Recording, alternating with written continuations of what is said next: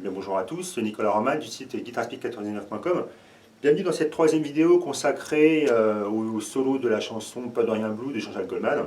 On va donc s'atteler au troisième et au solo final. Alors, donc comme d'habitude, n'hésitez pas à télécharger la partition que je mets à disposition sur le site. Il y a 4 pages, donc elle est quand même relativement bien remplie, il y a de quoi faire. Au niveau mise en place, ça vous aidera beaucoup. Alors concernant ce solo final, donc vous avez vu donc le troisième solo, j'ai repris un petit peu les phrasés de la version originale. D'ailleurs, au début, il y a des parties qui sont jouées à 2 guitares. Donc dans ce cours, je vais vous expliquer la guitare principale, mais dans la partition, j'ai également relevé cette deuxième guitare. Donc vous aurez tout ce que je joue dans l'intro, dans la cover de cette vidéo. Et alors, concernant le solo final, certains seront peut-être déçus, je suis désolé, mais j'avais envie de m'exprimer un petit peu. Pour la fin du solo, j'ai pas repris donc la fin du solo telle qu'elle est, j'ai voulu m'exprimer un petit peu, j'ai écrit un solo à moi, histoire de pouvoir un petit peu m'exprimer, me défouler, me faire un petit peu plaisir. Voilà, donc solo à moi, de toute façon, comme je vous dis, vous l'avez entièrement, il est repris donc, dans la partition que je mets à dispo. Donc si vous intéresse, vous pourrez également le travailler. Voilà, il me reste à vous dire tout de suite, c'est parti pour ces solos. Go! Bien, alors c'est parti pour le troisième solo maintenant. Alors contrairement au deuxième solo, celui-ci on va pouvoir plus facilement le découper en phrases. Du coup, je vais pouvoir avoir plus de facilité pour pouvoir vous en parler. Donc, on va le découper en phrases. Donc, au début, comment est-ce que ça va démarrer? Alors, au niveau du son, rapidement, je me rapproche un petit peu du son du premier solo, en tout cas au début. Rappelez-vous que j'ai le gain entre 3 et 4 là, sur le HT5 Blackstar. Et là, je mets la guitare au milieu, avec le volume à peu près à mi-course, de façon à avoir un son un petit peu plus clair. Avoir un petit crunch qui s'adapte bien au début de ce solo là. Donc la première phrase, comment est-ce que ça va démarrer?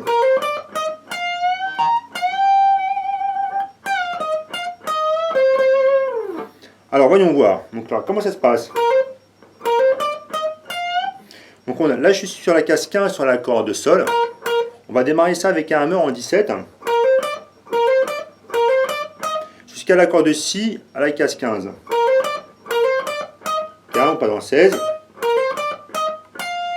Là je suis avec le troisième doigt, je vais faire un bend sur la case 18, toujours sur l'accord de Si. Ensuite donc je fais le bend, on va récupérer avec le petit doigt la corde mi aiguë, toujours la case 18. On relâche le bend en Si et on repousse à nouveau la corde.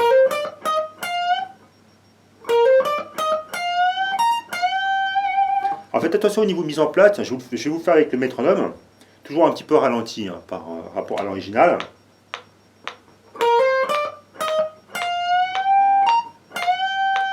Vous voyez, on va démarrer sur un temps.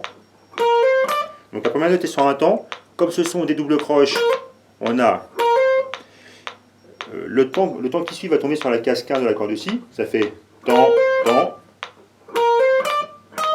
Et comme tout à l'heure, comme sur le premier solo, on va à nouveau couper les notes. Ouais, ça fait hop. On a les notes qui sont interrompues jusqu'au bend de la case 18. Voilà, si vous voulez vraiment sonner comme l'original, il faut vraiment que vous coupiez le son. Je vais vous expliquer ça sur le premier solo assez longuement. Si jamais on coupe pas le son,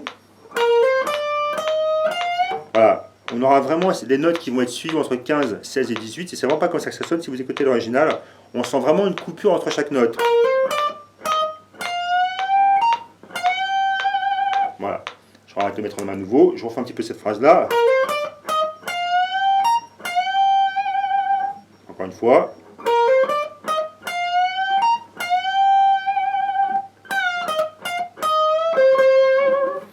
Ensuite, alors je recommence encore. Vous voyez, en fait, vous allez interrompre votre note lorsque le bend il est arrivé en haut. Et lorsque vous allez redémarrer la phrase précédente, on va démarrer avec le bend, de toujours monter au niveau de la corde Si sur la case 18. Donc on va démarrer donc la deuxième partie de la phrase. On va redémarrer comme ça. Alors rappelez-vous, il faut que vous ayez le son de la case 18 à l'oreille, de façon à avoir un bend qui soit juste. Vous relâchez. Pour relâcher le bend, vous attaquez ensuite la case 16 sur votre corde de Si. Pour monter en 16. Un bend de la demi-ton en 16. Avec 2 attaques sur votre corde de Sol. Donc je vous refais un petit peu donc, toute cette première phrase.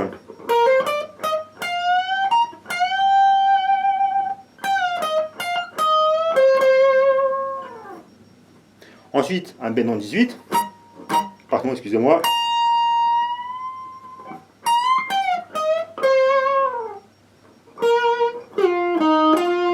Donc ça, on peut dire que c'est la deuxième phrase.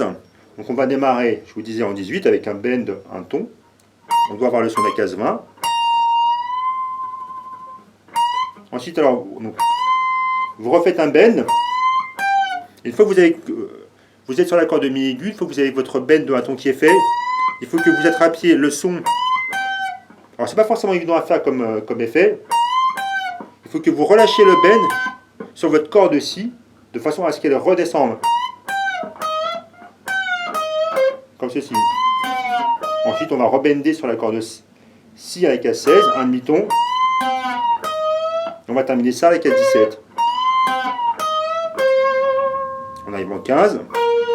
Et là, on va venir slider de la case 17 à la case 15 sur la corde ré. Je refais cette phrase là encore une fois, le bend en 18. On arrive en 17, 15, 15 sur la corde ré, 13, 15. La phrase qui va suivre, on a un enchaînement assez long. Je dirais que c'est presque la partie plus technique, la plus technique de ce solo là.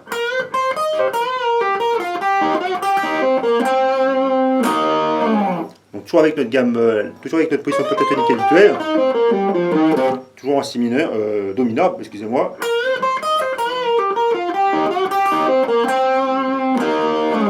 Alors on va démarrer avec un bend à la case 11 sur la corde de si, case 8 sur la corde de mi aigu, 11, un pull-off. À nouveau sur la corde de si à la case 11. On va faire un bend, on relâche le bend et d'affilée on va faire un pull-off.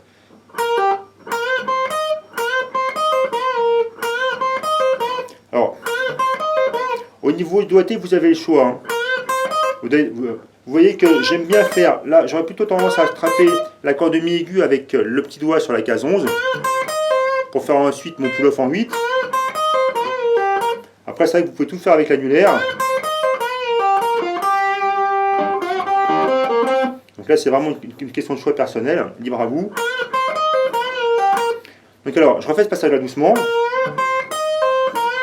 faites donc, votre bend, vous le relâchez, pull-off en 8. On récupère à nouveau la case 11 sur la corde de si. 10, 8, 8. À nouveau un bend dans le sol. Je refais cette phrase là, enfin ce début de phrase. 18. Après le bend dans le sol, vous allez barrer avec l'index sur la corde de si et sol de la case 8, 10 sur la corde ré, 8 et 10. Et on va terminer ça sur la case 10 de la corde ré. Je refais toute cette phrase là.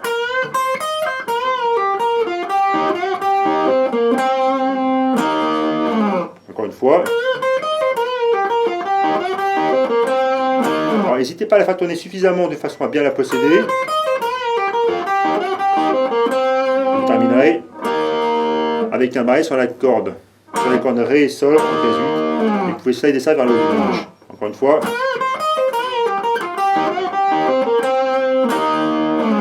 Et la suite. Alors pour ce passage là, c'est pareil, c'est purement pentatonique également. Là je suis sur la corde là, à la case 8. Hammer en 10. 8, 10. Barré en 8.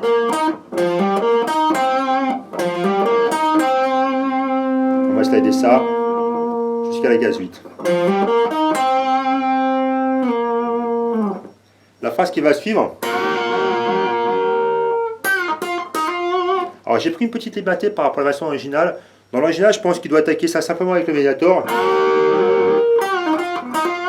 Alors, personnellement, j'ai préféré attaquer ça avec les doigts, entre le pouce et l'index, que j'aime bien un petit peu la sonorité que ça procure.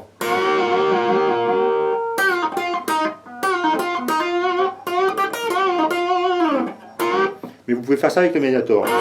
Alors si je vous l'explique à ma façon, donc avec les doigts, donc là je suis sur la corde de sol à la case 10, le petit doigt à la case 11 sur la barrette, case 11 sur la corde de si. Et donc là, ce qu'on va faire, on va bender l'accord de sol.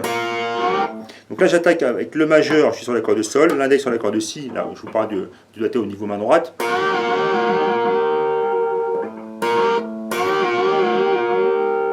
Ensuite, on fait à nouveau un pré-bend, comme on a pu voir déjà. Donc là, je suis sur la barrette 10 sur l'accord de sol. Donc là, la corde sol, je la prends avec l'index. Je relâche la corde. Un pull-off. Donc une fois que j'ai relâché la corde en 10, un pull-off sur la case 8. Je récupère à nouveau ma barrette 10 sur la corde sol. Et je vais finir comme ça. Case 8 avec un hammer en 10. Alors, je vous fais cette phrase là depuis le début.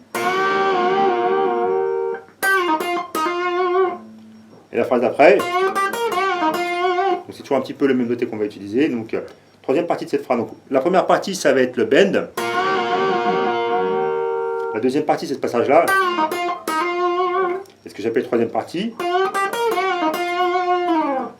Donc, cette troisième partie, donc là, je suis avec un bend sur l'accord de sol à la case 10. 8 11 sur l'accord de si. À nouveau un bend en 10. On relâche. Pull-off, comme on a vu précédemment. On va terminer ça sur la case 10, sur l'accord de sol.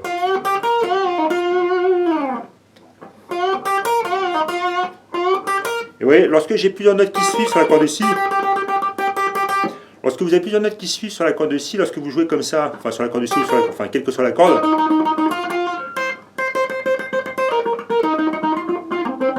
vous pouvez vous servir de vos doigts un petit peu comme d'un médiateur en fait. Vous voyez que c'est comme si avec le pouce, si jamais je place un coup de médiator en bas, en fait, il est remplacé par une attaque avec le pouce, comme ça. Et le coup de médiator que je pourrais placer en haut, je le fais avec l'index en remontant. Comme c'est ça, comme ceci.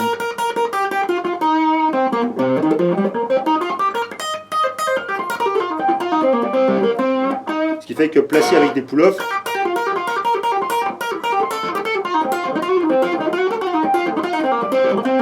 ça permet quand même d'aller assez vite grâce aux liaisons qu'on peut faire au niveau de la main gauche.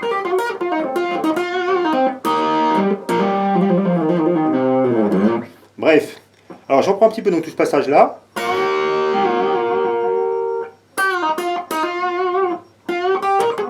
Pardon. Ça va se finir.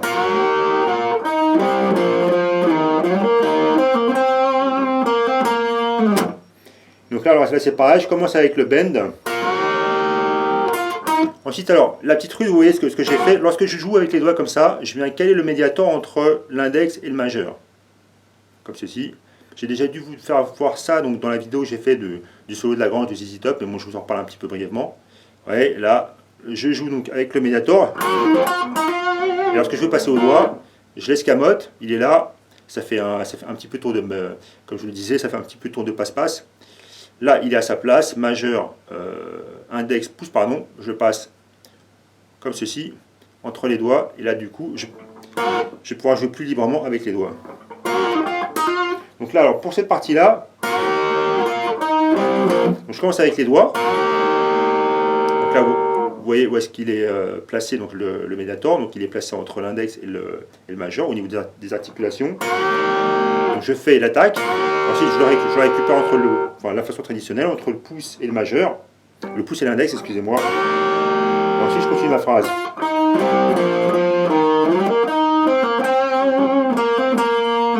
Donc alors, pour cette partie-là,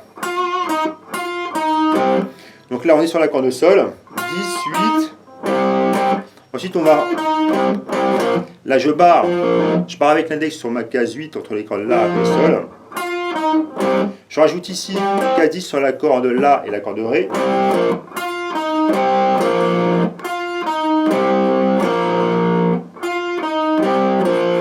Ensuite, case 8 sur la corde La. 6. Donc tout ça avec l'index. Ensuite, je vais remonter avec un slide entre 8 et 10. Avec l'annulaire sur la case, donc entre 8 et 10 sur la corde là. Le barré en 8 avec l'index. Et je termine 10, pull-off, tout ça sur la corde Ré.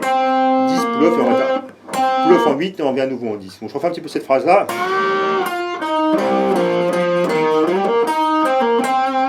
On terminera.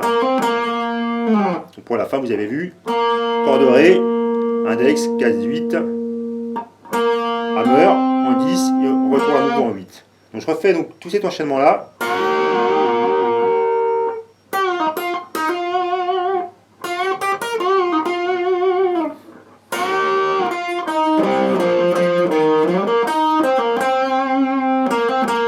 Là, on va pousser le volume de façon à saturer un petit peu plus.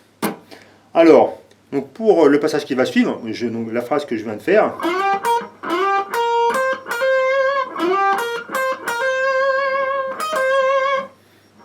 donc là, ça prend un petit peu la même idée qu'on avait lors du deuxième solo.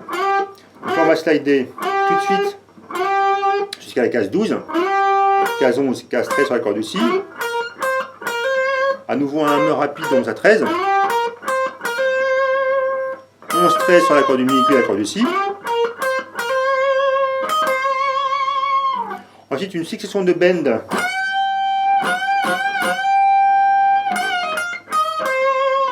sur la corde de Mi aigu en 13. Alors n'hésitez pas, comme je l'expliquais aussi sur le premier solo, là vous pouvez, comme je vous disais, vous allez pouvoir bloquer un petit peu avec la paume vos cordes Ré, Sol, Si, de façon à avoir cette espèce d'effet de rack.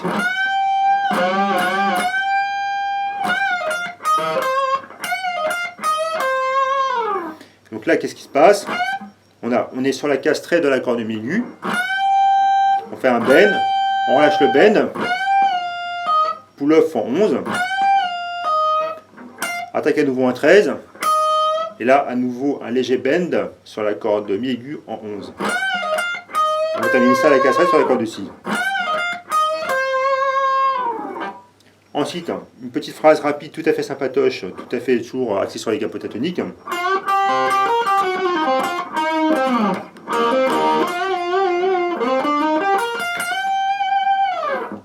Alors voyons voir, donc comment est-ce que ça se passe? Alors, on va démarrer avec un bend donc sur la case 10. Donc là on retrouve notre position traditionnelle. On va passer par la blue note d'ailleurs. Donc là on est sur la gamme pentatonique de Si, la gamme blues de Do mineur.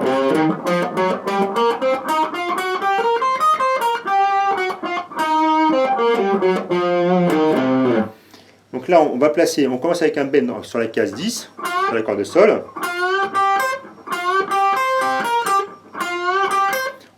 Au même moment, lorsqu'on va faire ce bend, on en profite, on place toujours l'index sur la case 8 de la corde des cordes Si et Mi. Pour pouvoir attaquer la suite, on fait le bend, donc corde de Si, corde de Mi aigu en 8.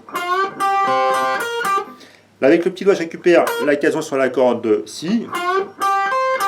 Pour faire 8, 11, 8.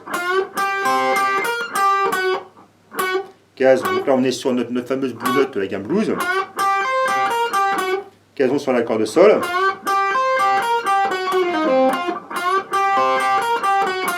10, pull-off en 8, 10 cordes de Ré, 10 cordes de Sol. Et on doit tomber sur un temps arrivé ici.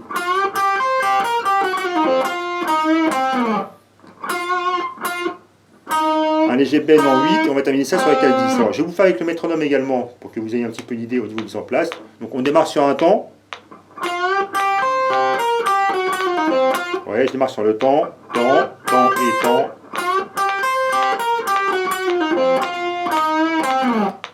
Et donc la fin arrive à la mesure d'après, 10, 8 et 10. Donc c'est pareil, n'hésitez pas à télécharger la tablature, ça devrait aussi grandement vous aider pour pouvoir placer un petit peu tout ça rythmiquement.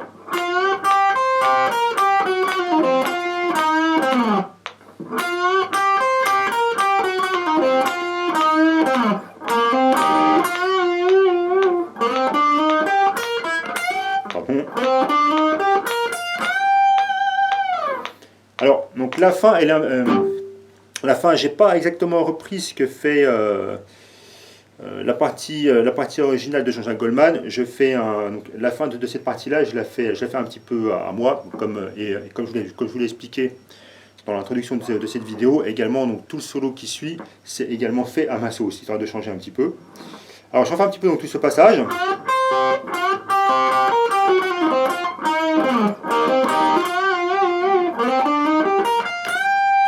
comment est-ce que je fais ce passage-là? Donc là, je démarche avec l'index. Je viens slider de 8 à 10 sur l'accord de Ré. Ensuite, avec l'annulaire, je slide de 12 à 13. Donc là, on entend que je quitte un petit peu l'univers pentatonique, histoire d'enrichir un petit peu les choses. De 12 à 13. 4/12 sur l'accord de Sol, 4/11 sur l'accord de Si. Et je termine en 13 sur l'accord de Mi aigu.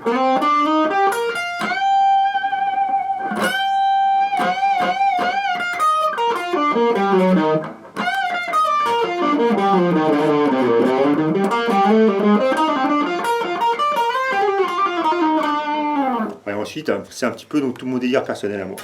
Voilà, donc j'espère que je ne serai pas allé trop vite pour vous expliquer tout ça. Donc il me reste à vous dire, vous souhaitez bon travail. Donc on arrive à la fin de ce morceau Pas de rien Blue de Jean-Jacques Goldman. Excellent morceau qui va vous faire travailler beaucoup d'aspects en termes de solo et de jeu de guitare. Donc il me reste comme d'habitude à vous souhaiter bon travail et donc à une prochaine. Bye bye, bossez bien.